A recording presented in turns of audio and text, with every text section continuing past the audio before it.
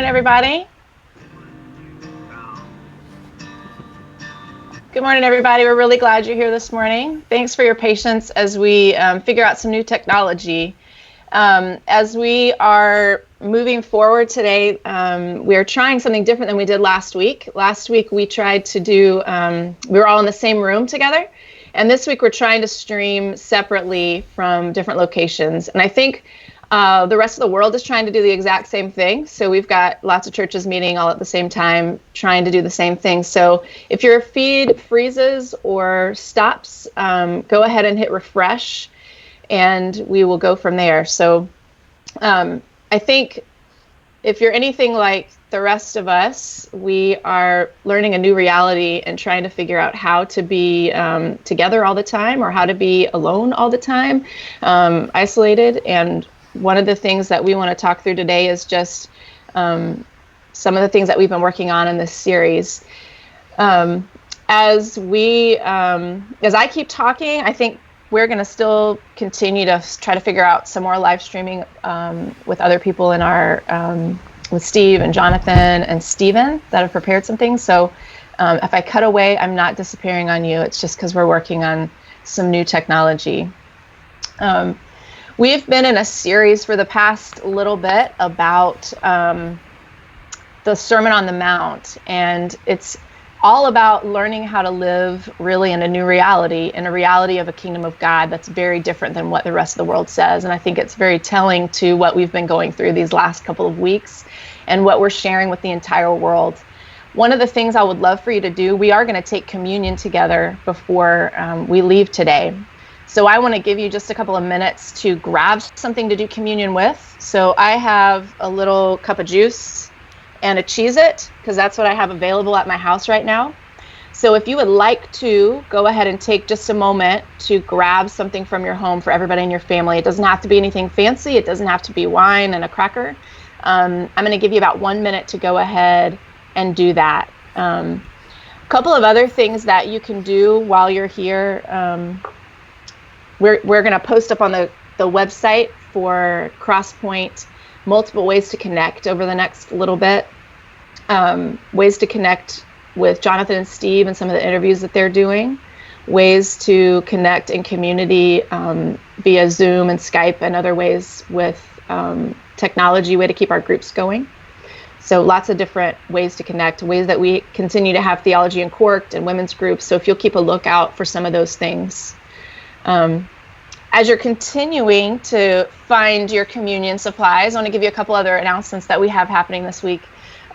We continue to help people in our community gathering food.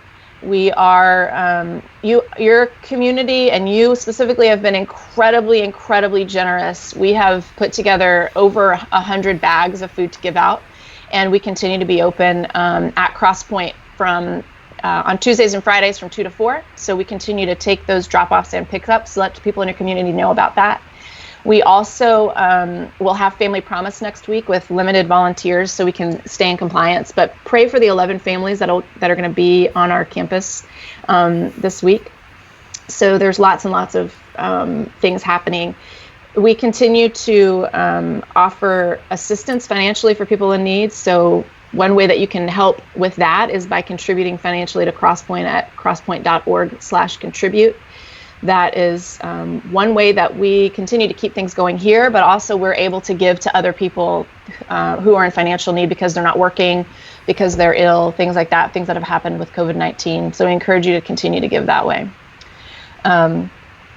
Also, if you are in need of assistance, if you would like to offer assistance, you can go to crosspointe.org/help, and that is one way. There's a form there that you can fill out letting us know how you need financial assistance or other assistance, or if you'd like to offer assistance.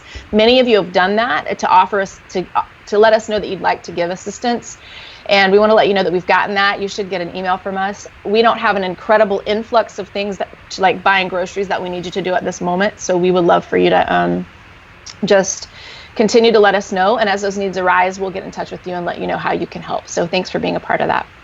All right, so hopefully you are back now with your communion supplies, and we will, maybe you have a cup of coffee. I've got a couple of options here. I want to just go ahead and talk through a little bit of what we have been talking about these last couple of weeks and just kind of move us forward a little bit. If you have a Bible, if you have your phone and you want to pull up the Bible verses, the Sermon on the Mount, I'm going to be talking from Matthew chapter 7 today. You can go to BibleGateway.com. There's lots of other apps that you have on your Bible that you can read along if you want to. Not necessary. I'll go ahead and read it to you. But we are, Jonathan last week talked through. Tirzah, can you hear me? Yeah, are you there? I think so. There are people working feverishly in the background, and I think that some things are better, and I think some people maybe are a little bit confused because a title from a previous live stream that we did earlier, I think it was last Friday, is come over for this new YouTube video. But rest assured, it's us. It's not the previous video. Awesome. So yeah. Anyway, they're still working on some things, but yeah, I can be here to co-pilot, or perfect. We're doing fine without me. Why don't you go ahead and set us up, Steve, for what we talked about the last few weeks? Yeah, the series, the Sermon on the Mount. Jesus is arguably the most famous sermon, and a lot of things that Jesus says that makes him famous, even for people who don't find themselves as part of the Christian tradition. It's all in this space. So we've been going through it a thing at a time. Let's see. I'm getting a couple of notes here. Just let me make sure that. Okay, good. We're still being texted in the background. Little production notes, little technical notes. So anyway, Jesus has talked a lot about power and fear and influence and anxiety and treating people well and awareness. And so if you haven't had a chance to listen to the previous messages, definitely go to crosspointe.org and check those out.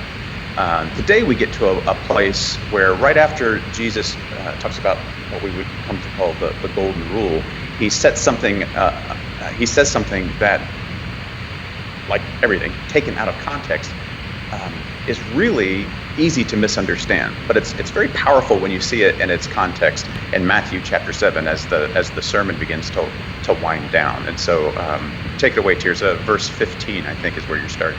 Yeah, Matthew 7, verse 15. And it's got some crazy language here. So it says, "Beware of false prophets who come to you in sheep's clothing, but inwardly are ravenous wolves.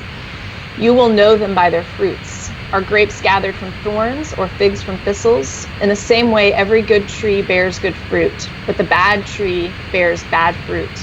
A good tree can't bear bad fruit, nor can a bad tree bear good fruit. Every tree that does not bear good fruit is cut down and thrown into the fire. Thus you will know them by your fruits." So I think a good question is, what's a prophet? Yeah, what is a prophet? Because I grew up thinking they were fortune tellers. Yeah, I mean, I think the basic definition is somebody who proclaims God, right? Someone who points to God. A proclaimer? Like, I'll walk 500 miles? That's a prophet? I think prophets did walk 500 miles. That's actually. not funny. They did walk a lot. Okay, so it's somebody who proclaims or points to God. Yeah, definitely. I think, we think of Old Testament prophets quite a bit, right? With big beards and long robes and things that went around proclaiming gloom and doom. But they also had kind of two specific jobs, I think. Number one is reminding people who they were and who they were supposed to be. Because if you think the original Israelite prophets were living in a time of really difficulty. And they were surrounded by lots of temptation to be people who they weren't, to worship false gods, to do other things like that. But the prophet. I think an important go ahead. No, go ahead. I think we have a lag. Well, I think you're raising a little bit. You're raising an important point that they dealt more inwardly. The prophets did that. They dealt with family business. They didn't meddle in other people or other nations' business, and that's significant because oftentimes people feel like their job is to hold others outside of their tradition to their own tradition's standards. But the prophets of Israel, they were more turned inward, calling their own into account, weren't they?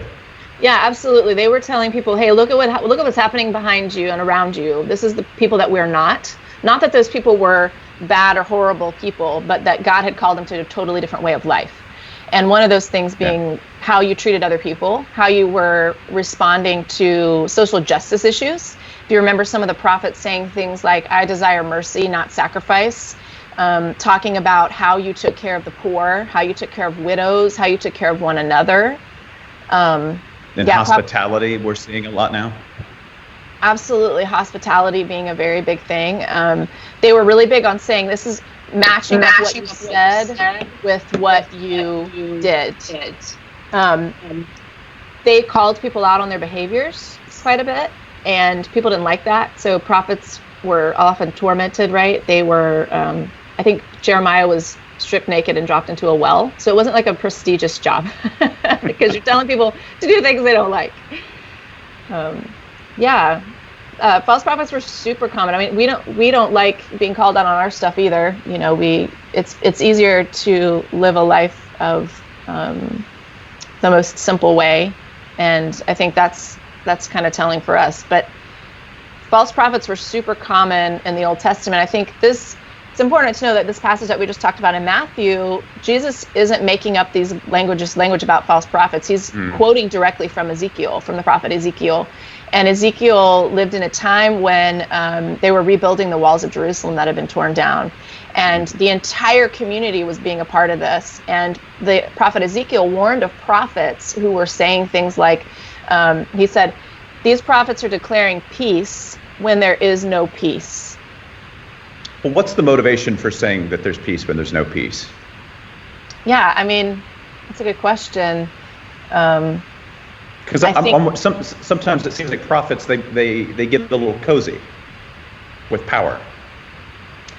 Yeah, I mean, directly related to this, Ezekiel, the prophets during this time were sitting on their haunches watching people do things and asking for them to bring money and to bring their jewels into the temple, into the walls of Jerusalem so they could build it. But they were really taking a lot of that stuff for themselves. And what they were doing was asking for the walls to be built in a way that wasn't sustainable, that wasn't good.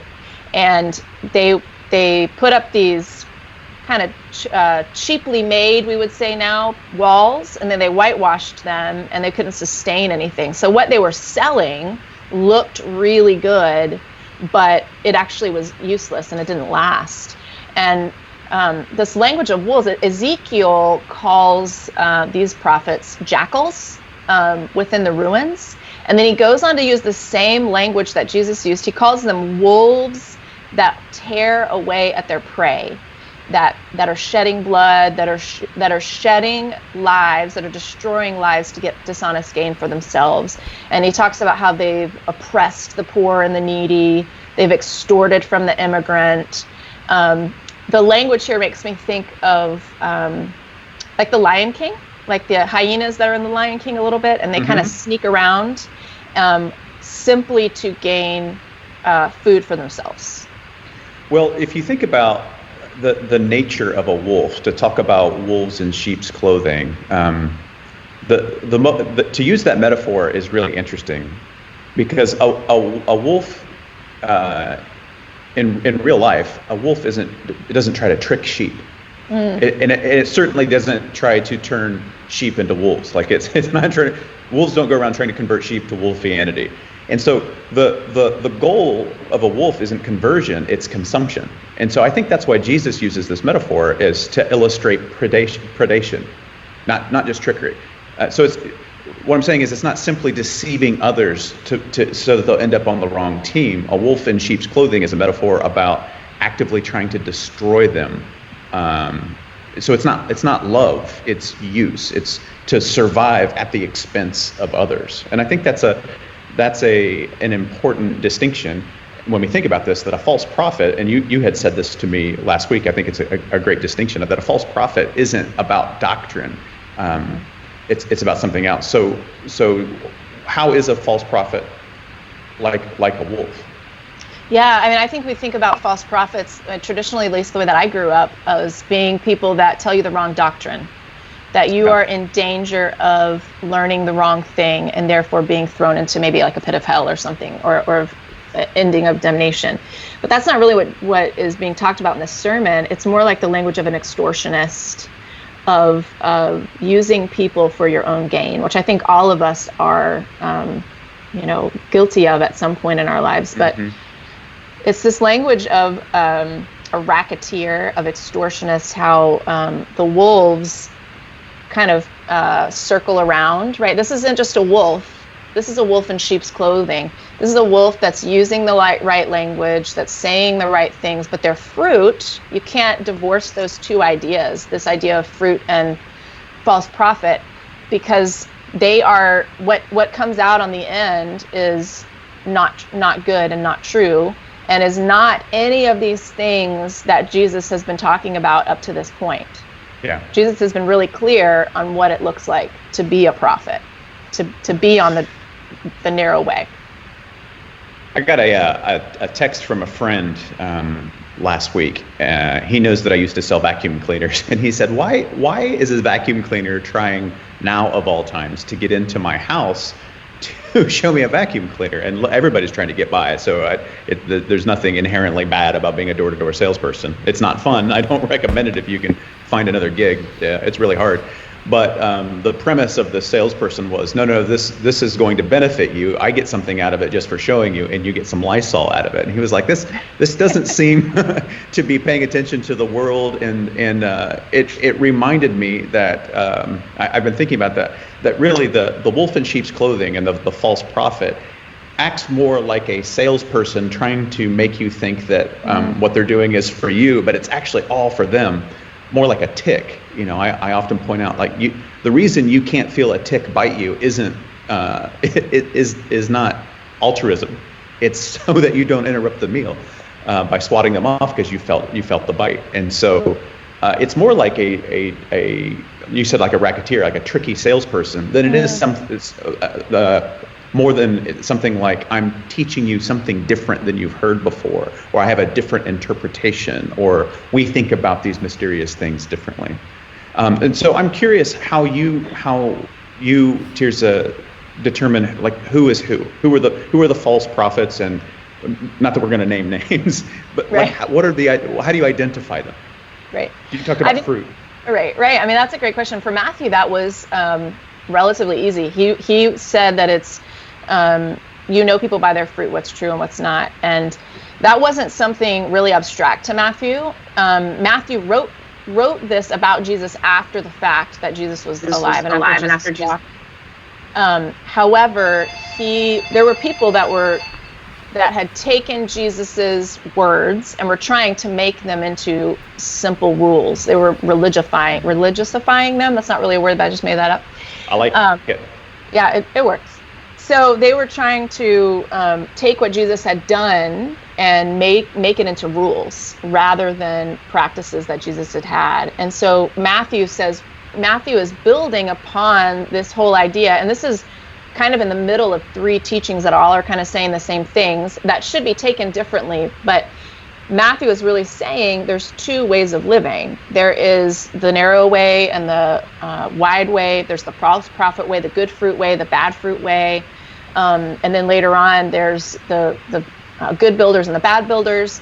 But it's all built upon this foundation of what he told us at the very beginning of the Gospels, of like the Beatitudes in chapter 5 of Matthew, that there is a way to live that you're going to know people. Their true nature is going to come out, and what the results of what they're saying is going to be evident.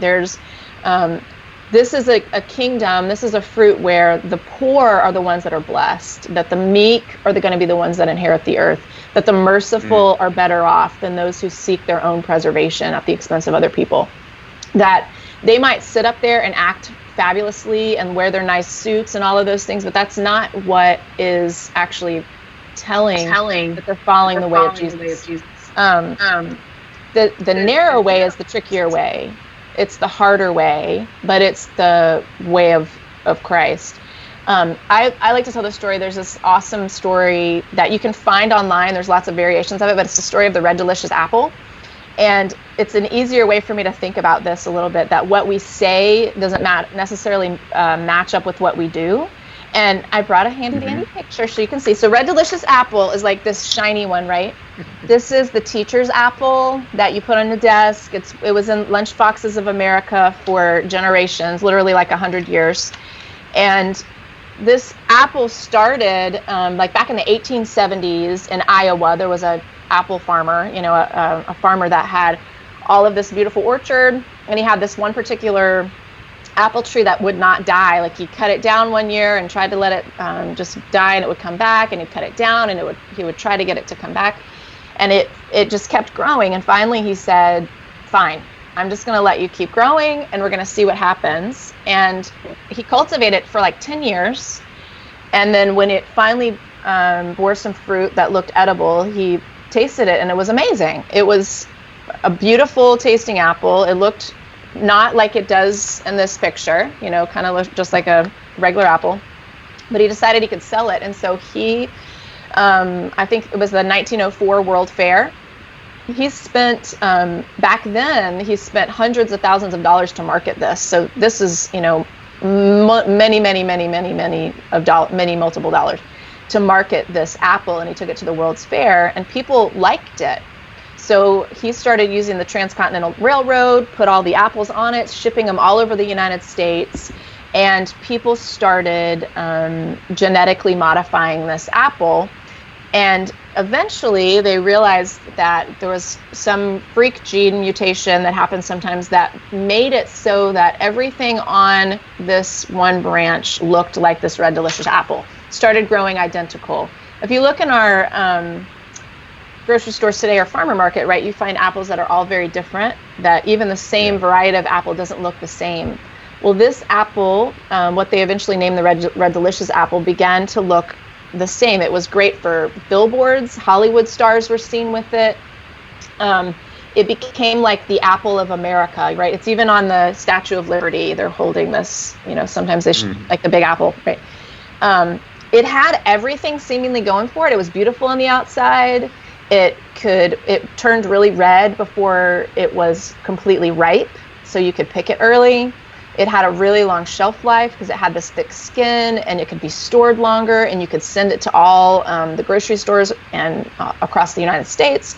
The problem was that the skin would turn really bitter, and it would be mushy on the inside and taste really bad. So it looked beautiful, but it tasted horrible, or not really like anything at all. And that didn't seem to matter to anybody, though. We had 75% of the apple cropping in the United States used to be Red Delicious apples because of its marketability. But it didn't, what they found was that people were getting them and then throwing them away. So it was going into kids' lunches and they weren't eating it, or they were putting it on the teacher's desk and they weren't eating it because it just wasn't, didn't have any delicious factor to it. So in the 90s, they were so pretty. They were so pretty. I mean, look at that apple. It's gorgeous. I used to get one of these in my lunchbox every day from my mom, and I am one of those kids that threw them out because I didn't like them. So now it's hard for us to think about that because we have so many varieties, right? We started getting influxes from around the world. People started realizing that taste was super important. And so now the fall of the Red Delicious apple is, big. We don't have those as much, and that's not our preference. Like I like Honeycrisp apples and going to the farmer's market and trying these things, right? But so I think that's a little bit like what they're talking about with the prophets is like this Red Delicious apple or like this vacuum, right? You have this beautiful thing, it looks great, but it has absolutely no substance whatsoever. It is hiding the bruises, it is hiding the difficulty. It's easy to get, it's easy to store, but it's not substantive. So it doesn't have substance, right? Very good save. Thanks. Words. So that's kind of where Matthew is warning people, and Jesus is warning people that false prophets have always been in our midst. They're going to continue to be in our midst. And just because you have a flashy suit, just because you have amazing oratory, that doesn't mean that you... Or the ability to win every argument. Absolutely right. There's a lot of people that they're really good in a debate, and it seems like that's why they're right. Absolutely right. We think that the biggest and the best is, and the most beautiful is the most right, and that's kind of what he's arguing against. That's what Matthew's saying. That's not true. That's not your good foundation. So the end of his thought then in Matthew 7 is pretty heavy. He says, "Not everybody who says to me, 'Lord, Lord,' is going to enter or wake up to the kingdom of God." That sounds a little bit ominous. Like it sounds like you can get everything right and come to the conclusion that, Jesus is the one, the master, and then still find out that God is, his position on it at the end as well. I know everything, but I don't know you. But this, not everybody who says to me, "Lord, Lord," and "Get away from me, evildoer," this picture, this heavy picture, this isn't a general statement to people of faith, is it? So who is Jesus? Who's Jesus singling out with this language? yeah, I mean, when you have this really beautiful picture of an orchard, right? And it seems really simple, like basic farming, that when there's a bad fruit, you cut it down, bad tree, you cut it down, right? We do that in our neighborhoods. We cut down bad things if we think they're infected. But it gets to this part at the end, like you said, that he says a lot of people you're gonna come to me and say, not everybody's gonna come to me. A lot of people are gonna come to me and say, "I've been doing your work. I've been doing miracles in your name. I've been, doing all these things," and I'm gonna say, "I don't know who you are." And his exact language is, I never knew you. Go away from me, you evildoers," which is like, dun, dun, dun, I feel like we should cut to commercial. This is really scary.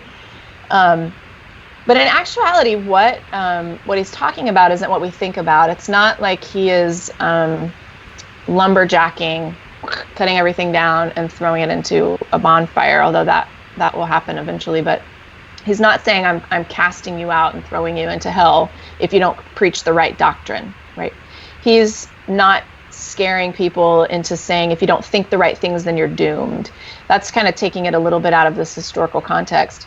He's actually quoting directly from a psalm, from Psalm 6, where it's a psalm of David, and David is ill, and it seems like he's physically ill, and he's asking for deliverance from God. And he's lamenting over how he's feeling physically, but how he's feeling spiritually. And Matthew's readers know this psalm. It's not obscure.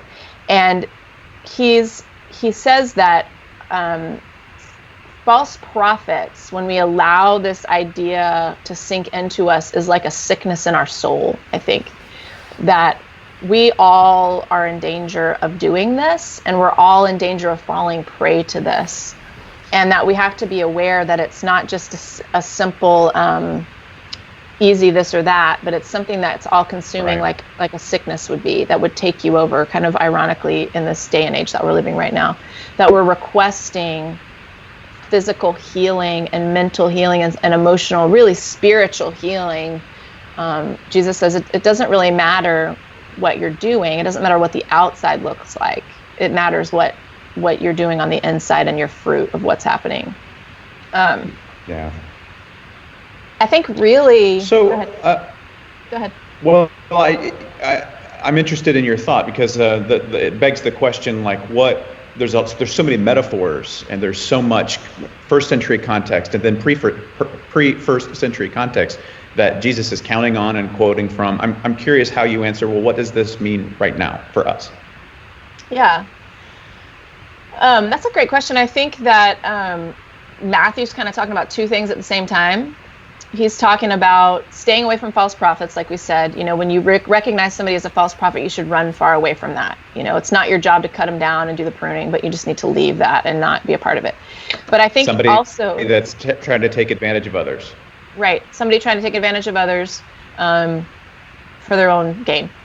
I think too, Matthew's talking about at the same time. At the same point, we are also false prophets every single day. We can choose to be a false prophet because we are prophets by definition. If the definition of a prophet is pointing other people to God and reminding people who God is and reminding people what this path looks like that's following Christ, we are prophets every single day of our life. And I think for Matthew, following Christ isn't something that we have done.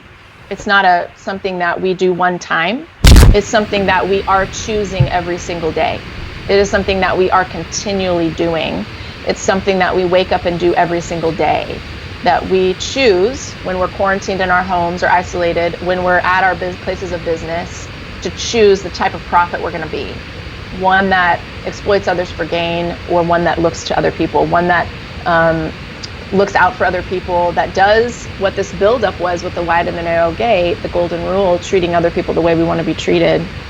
I think in like context for us today, as we're all at home, right, not with one another, is what do we do with our social messaging of ourselves, how we're presenting ourselves online, right? That's how we are a true or false prophet to ourselves.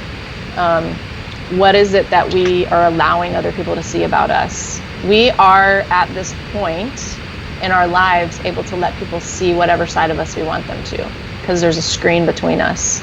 Are we being transparent with other people? Are we allowing people to be transparent with us?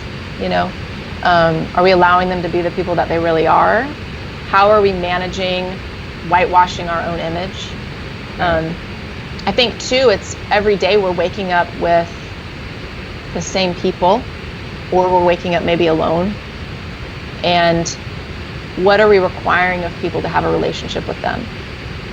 Do they need to give us something? Do they need to act a certain way? Do they need to provide something for us in order for us to show them love, to be kind? And that's hard because I think Stephen Claybrook mentioned it a minute ago. It already seems like we've been here for 3 weeks and it's only been a couple of days, right? And it's going to get longer. How do we treat each other, and how do we treat ourselves during this time?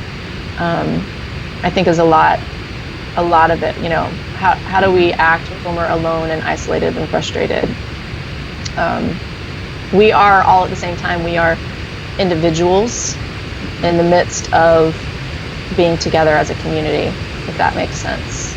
And we're figuring out new ways to be community, and how we treat each other still matters. And being true and real, and pointing ourselves towards the face of God and pointing others towards that is, I think, part of this prophetic life that we're called to live as people of the kingdom of God. I don't know if that answers your question. It does. It's helpful.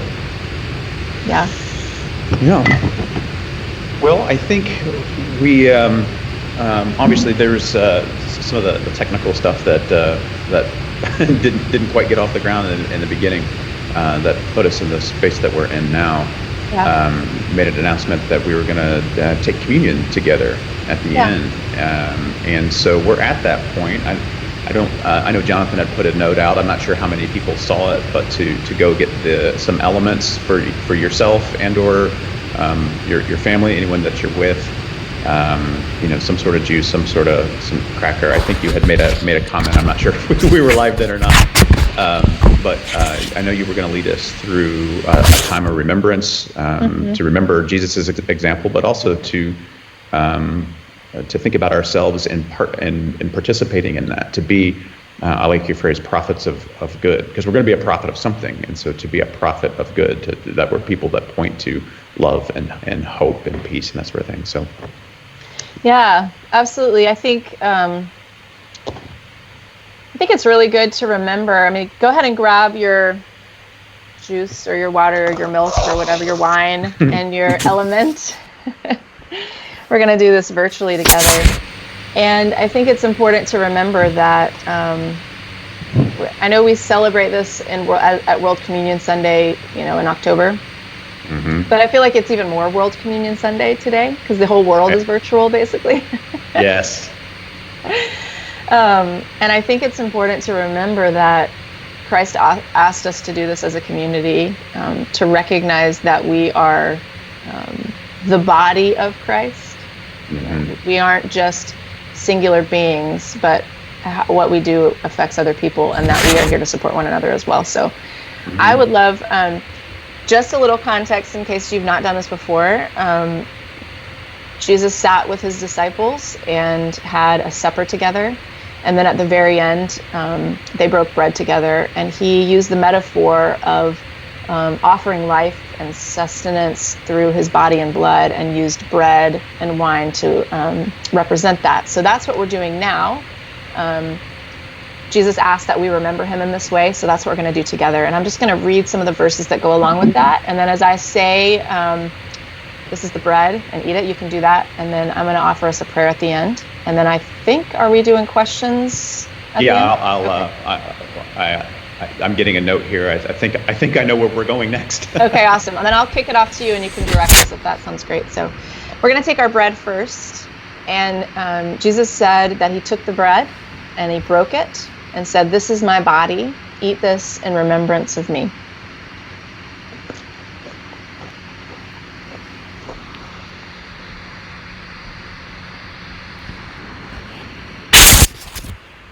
And he says, in the same way, he took the cup. And after the supper, he said, "This is the new covenant in my blood. Do this as often as you drink it in remembrance of me."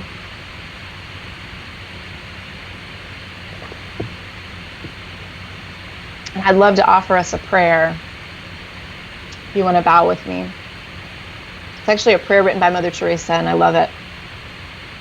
So go ahead and pray. May today there be peace within you. May you trust God that you are exactly where you are meant to be. May you not forget the infinite possibilities that are born of faith. May you use those gifts that you've received and pass on the love that has been given to you. May you be content knowing that you are a child of God. Let his presence settle into your bones and allow your freedom, your soul, the freedom to sing and dance and bask in the sun.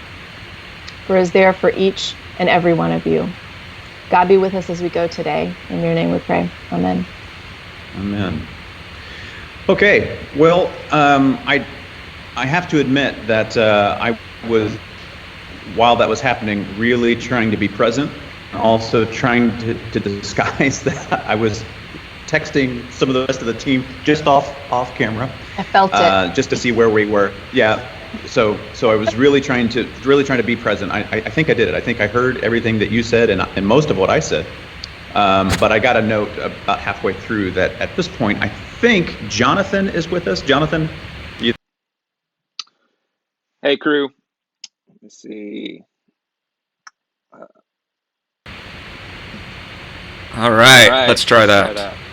I don't know if this will work great, but we'll give it our best shot. So, first of all, thank you guys for your continued patience as we navigate through this. Yeah, to be really honest and transparent, man, we spent a lot of time this week trying to figure out how to be in 5 different locations to try to practice a lot of wisdom and not just put us all in the same room again. But figuring that out technologically wise is a trick. And I thought we had it, and just I think every church in the world pretty much is trying to figure out how to get it. And so, yeah, here I'm going to actually take these out for a second, and let's try this. Every church is trying to figure out how to do it, and I'm sure we're overloading the internet around the world. But we are trying to maintain a couple tensions, and the tensions that we are trying to maintain is, not are spending our money in the best ways, frankly, and putting our best time and energy in the best ways. And I hope that honors your all's heart as well as a church. Because even when we started looking in production equipment and a lot of different things that we didn't have, how do we do this seamlessly off-site, and the price tags got up in the tens of thousands of dollars, and we were like, man, let's try to figure out other alternative ways to do this. Like, we still want to gather, but we'd rather spend that money on helping people directly as much as we could. And so people that need help and people that need relief, and so we've been trying to do a lot of that, and I hope you know that as a church, that's what we're trying to spend a lot of time and energy on. And so a couple things I do want to point you to is, if you want to stay connected with what we're doing and who we are, things that we have going on, The best way right now is through our email. And if you're not signed up to our weekly email distribution that happens, then you can go to crosspointe.org/enews, ENEWS. And that will sign you up so that it will be an email that goes out whenever we have updates. You can also sign up for middle school and high school e-news that way. And that's going to allow you the best opportunity to stay in touch with us. We'll put it on social media. We'll put it in different places. But that will give you the best up-to-date information what we're doing. And what we're going to try to do is so that by tonight, we're hopefully to send out another email to everyone and give you a schedule of what you can look forward to this week. And so we're going to be having groups for men, for women, groups for everybody. We're going to have some times, gatherings online. We'll have some gatherings that are just for fun, where we can just laugh and enjoy each other, where there's no like teaching or learning, but groups where we can just have a little bit of time to hang out together. And so we want to have groups where we can have conversations together. And so we're going to try to create a schedule for you each week that you can anticipate what those things are. And so that you can put them on your calendar, you can plan around them, and so different Zoom calls and different Zoom rooms that people can come into. And I'm looking forward to that. So we've put a lot of time and energy trying to figure that out, and we'll tackle that this week. But we'll send you out a schedule tonight about what those things are coming up for this next week. And then also, Tirzah mentioned this a little bit earlier, but I just want to remind you that some of you feel stuck at home and you wonder if you're able to do a lot of good right now because you just feel isolated and you feel stuck. I want you to know, Crosspointe, you guys are doing a ton of good. And as Tirzah mentioned, hundreds of bags of food that we've been able to get collected and get it into people that are in need. We have 11 different homeless people that are going to be staying in our building this week that we're taking care of so that they're not out on the streets. Have rooms and spaces for them, providing housing for them and meals for them and love for them, just to try to come alongside with them and walk with them. I want you to know, Crosspointe, that just because of your contributions, you've helped people pay rent this week. We've been able to help pay utility bills for people this week. Been able to provide food for people this week. And you guys are doing that.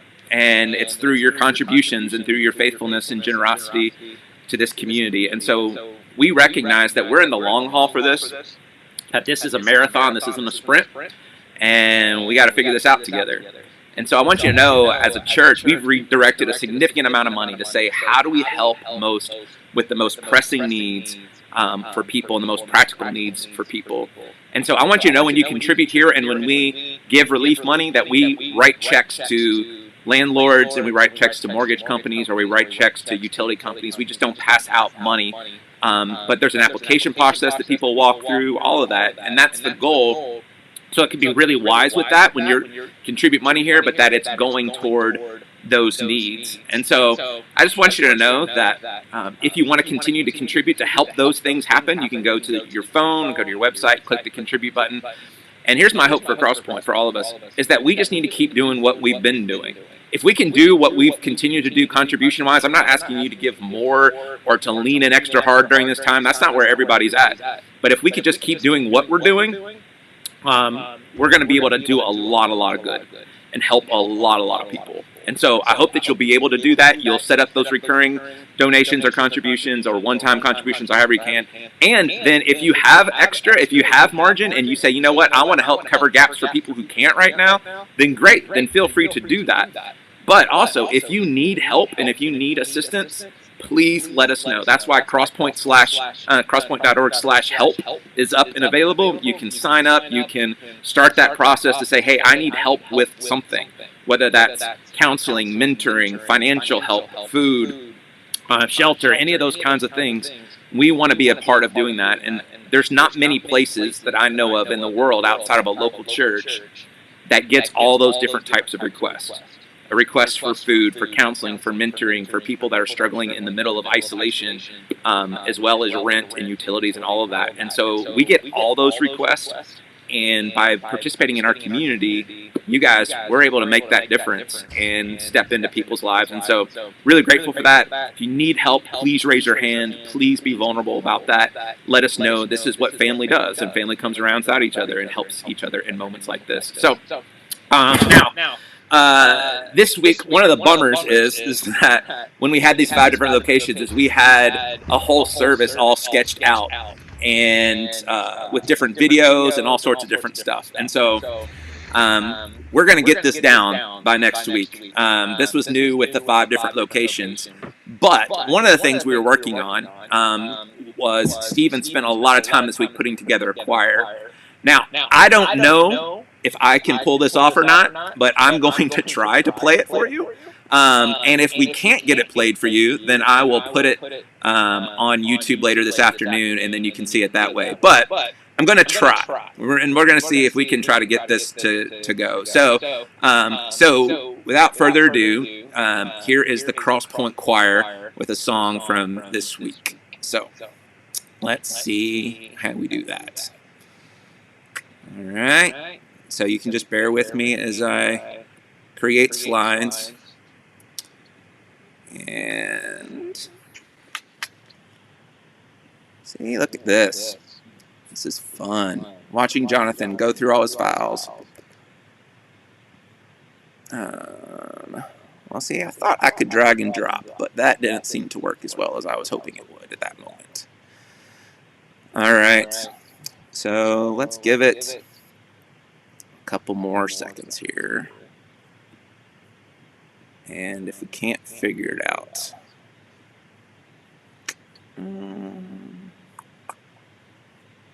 All right. Well, let's do this. If you have any questions, let's do that. And so we can have some time for some Q&A. And I can bring Tirzah and Steve back on the screen, hopefully, here.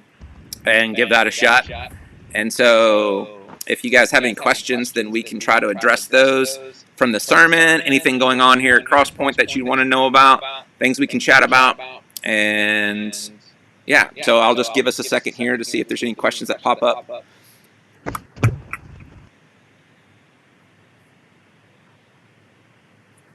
I think people are just being really kind and gracious to us.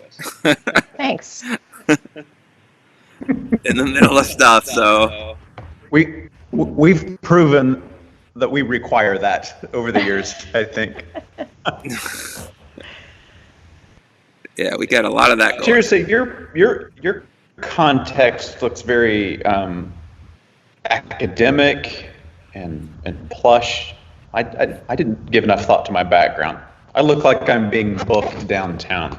Like I need a number right here. Yeah, I'm actually in my husband's office. That's why it looks so great. Oh, so well, he's bookish. Yeah, he likes that. Maybe next week I'll be on my back porch. That seems nice. All right, crew. Well, hey, how about let's do this? So I will post the video. I hope that you definitely will tune back in. We'll set a link on it from our email later today. We'll put it on YouTube. But yeah, I really hope that will serve as an encouragement to all of you guys. And yeah, we'll keep figuring out. Look for that schedule here by the end of the day. And love you guys. So grateful for you guys. Thanks for doing what we're doing together and the difference that it's making. And yeah, much love to you. So you guys take care, and we'll touch base soon.